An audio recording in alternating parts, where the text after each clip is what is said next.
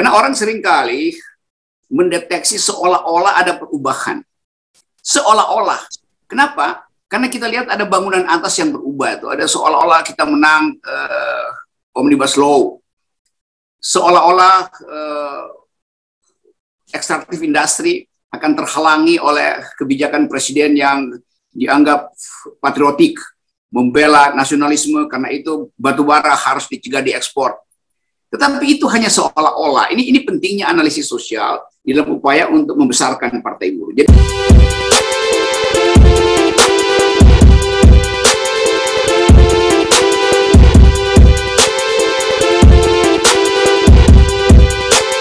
apa usulannya strategi yang tepat di tengah situasi dominasi oligarki, di tengah situasi kesadaran masa rakyat yang selama ini sudah terkooptasi oleh kepentingan oligarki, bahkan cara berpandang masyarakat yang kadang-kadang apatis terhadap partai politik, sehingga kita membutuhkan kerja keras lebih lagi untuk meyakinkan.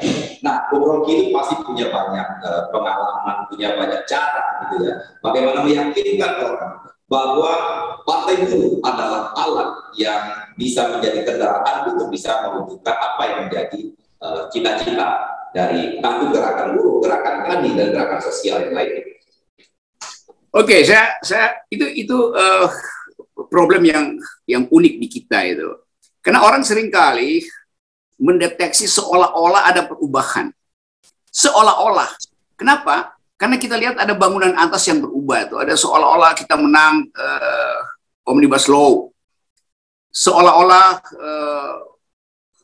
ekstraktif industri akan terhalangi oleh kebijakan presiden yang dianggap patriotik, membela nasionalisme, karena itu batubara harus dicegah diekspor. Tetapi itu hanya seolah-olah. Ini pentingnya analisis sosial dalam upaya untuk membesarkan partai buruh. Jadi analisis sosial untuk membesarkan partai buruh dengan cara menerangkan keadaan yang sesungguhnya. Coba saya kasih contoh misalnya. Sekarang orang bergembira bahwa Omnibus Law dibatalkan oleh Mahkamah Konstitusi. Pertanyaan kita, dia dibatalkan oleh kepentingan siapa? Atau untuk kepentingan siapa? Tentu saya mengidentifikasikan diri sebagai partai buruh, saya menganggap bahwa memang ada gerakan buruh pada waktu itu dengan demo besar-besaran.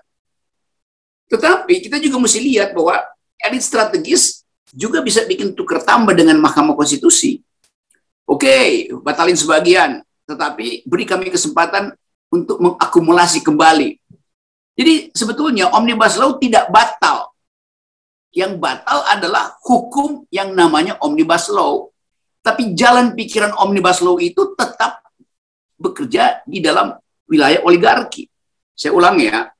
Yang batal adalah status hukumnya. Basis sosial dari Omnibus Law tetap jalan. Itu yang kita lihat pada kasus 2 hari 3 hari lalu. Ketika akhirnya negara kalah dengan oligarki yang menghendaki supaya batubara itu tidak boleh dilarang untuk diekspor. Akhirnya yang kalah adalah negara. Negara akhirnya meloloskan izin ekspor itu karena tekanan dari pasar global. Bahwa perjanjian internasional untuk mensuplai batubara demi pasar global tidak boleh dihalangi oleh semacam sok jagonya Presiden Jokowi. Kan Presiden Jokowi beri semacam perintah bahwa tidak boleh diekspor. Demi nasionalisme, PLN harus disuplai oleh batubara. Hanya berlaku 24 jam. Lobi oligarki membatalkan patriotisme Presiden. Jadi, saya mau terangkan bahwa seringkali di atas permukaan kita lihat ada kebijakan yang pro buruh. Memang, tetapi basis dari kebijakan itu adalah tipu muslihat. Nah, itu pentingnya partai buruh waspada bahwa perubahan undang-undang itu tidak berarti perubahan basis sosial dari gerakan buruh. Ini yang saya ingin agar supaya partai buruh juga mengerti bahwa gerakan untuk menumbuhkan Indonesia itu harus betul-betul sampai pada basis sosial.